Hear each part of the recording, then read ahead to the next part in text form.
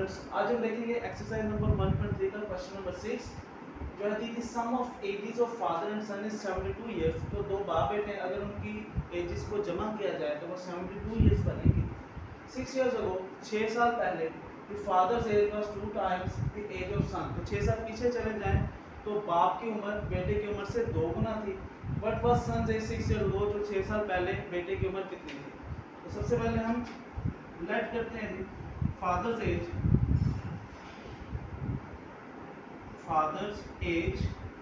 तो हम लेट कर लेते हैं x की इक्वल, सन्स एज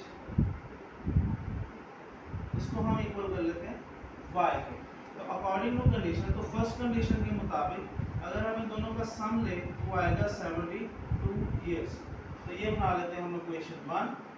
अब चलते हैं 6 साल पहले, तो 6 इयर्स अगो, तो 6 साल पहले जाएंगे तो फादर्स एज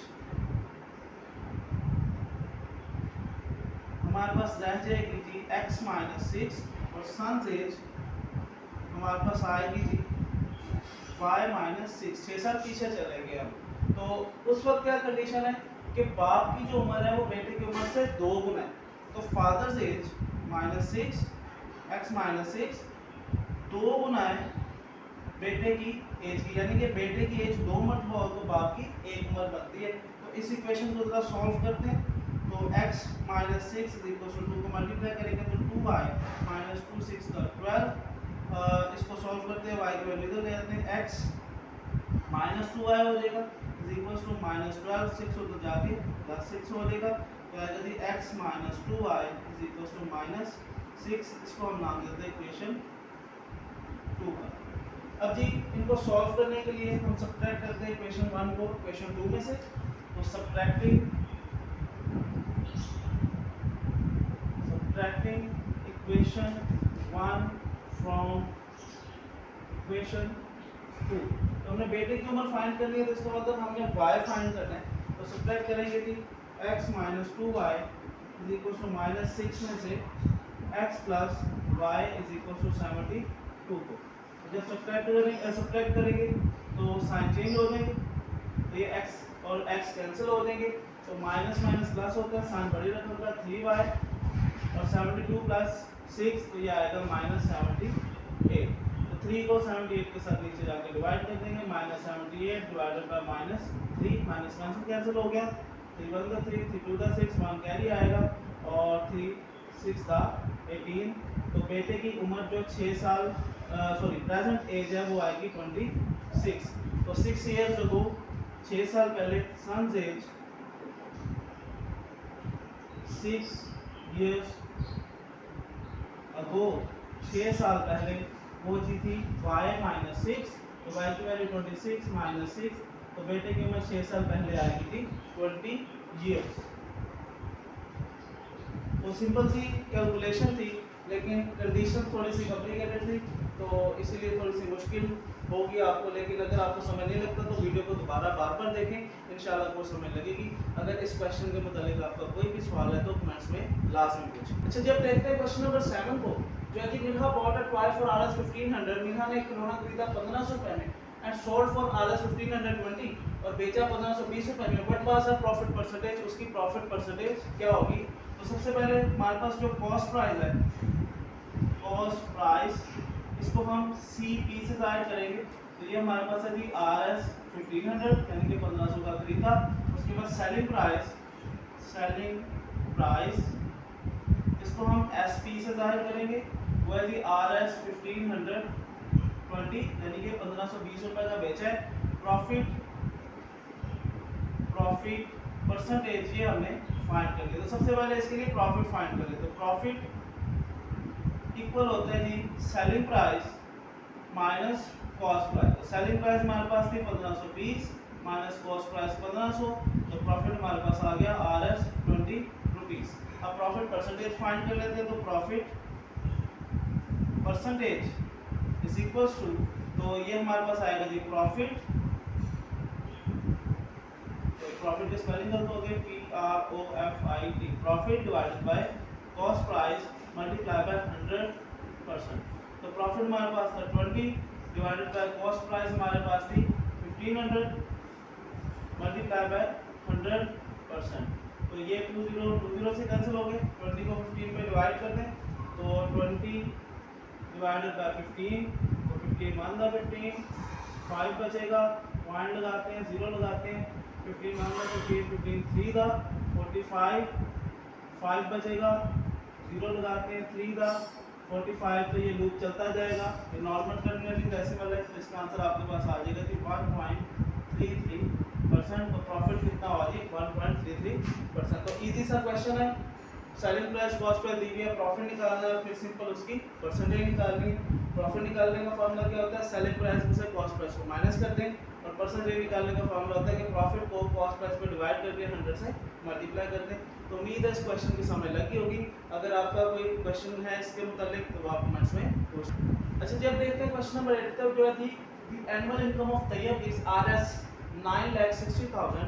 तो तैयब की सालाना इनकम 9,60,000 है, while an exempted amount is RS 1,30,000। तो exempted amount होती है जिस पे टैक्स नहीं लगता है, तो वो है जी 1,30,000।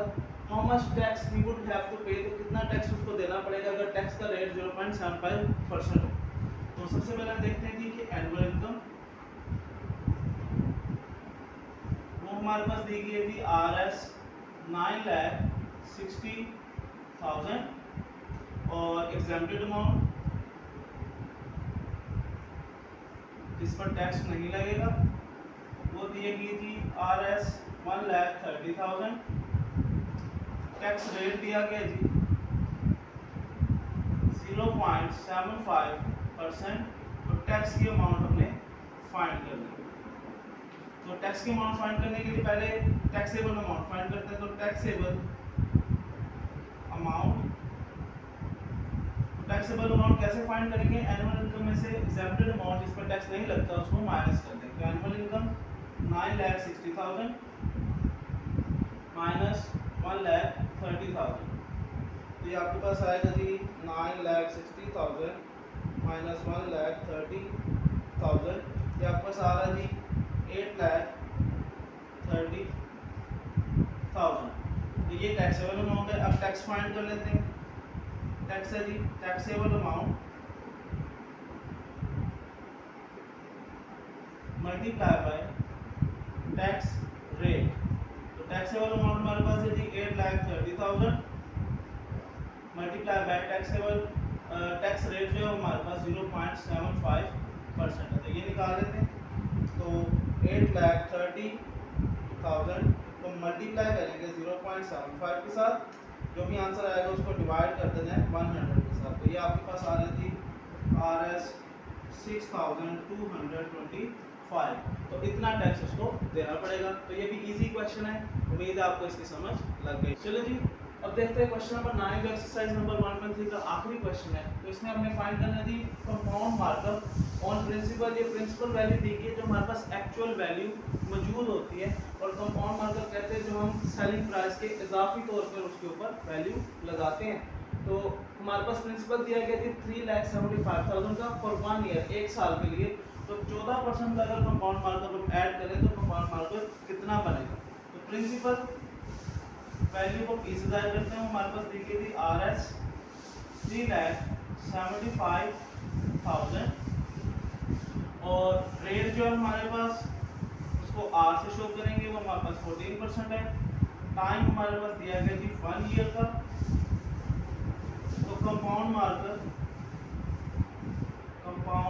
मार्कअप ये हमने फाइंड करना है। तो इसका फार्मूला लिख लेते हैं, सिर्फ आपने फार्मूला याद करना है और था easy question. Compound markup is equals to principal into 1 plus rate raised power time minus principal. तो वैल्यू पुट करते हैं।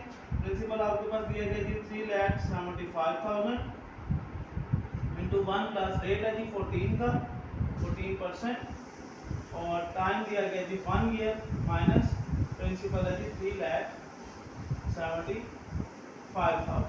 तो इसको सॉल्व करते हैं। 3,75,000 परसेंटेज को खत्म करने के लिए 100 से डिवाइड करेंगे, पावर 1 वैसे ही खत्म हो जाती है, माइनस प्रिंसिपल। तो इसकी कैलकुलेशन करते हैं। पहले 14 को 100 पे डिवाइड करेंगे, 14 डिवाइडेड बाय 100, फिर उसको प्लस कर देंगे 1 के साथ, जो भी आंसर आएगा उसको मल्टीप्लाई करेंगे। बल्कि पहले आंसर लिख लेते हैं। तो इसके लिए हमारा आंसर जो आ रहा है वो आ रहा है जी 1.14 माइनस 375,000। तो इसको इस तरह मल्टीप्लाई करेंगे, मल्टीप्लाई बाय प्रिंसिपल वैल्यू 3,75,000, और ये हमारा आंसर आ रहा है जी 4,27,500। इसमें से हम प्रिंसिपल वैल्यू को माइनस करेंगे तो हमारा कंपाउंड मार्कर निकल आएगा माइनस 3,75,000। तो ये आपके पास आ जाएगा जी 52,500। तो हमारा जो कंपाउंड मार्कर था वो आएगा जी आपके पास RS 52,500। तो एक हाई इजी क्वेश्चन है, सिर्फ आपने फार्मूला याद करना है। अगर फार्मूला याद हो गया तो सब कुछ इजी है। तो उम्मीद है आपको इन सब क्वेश्चन की समझ लगी होगी।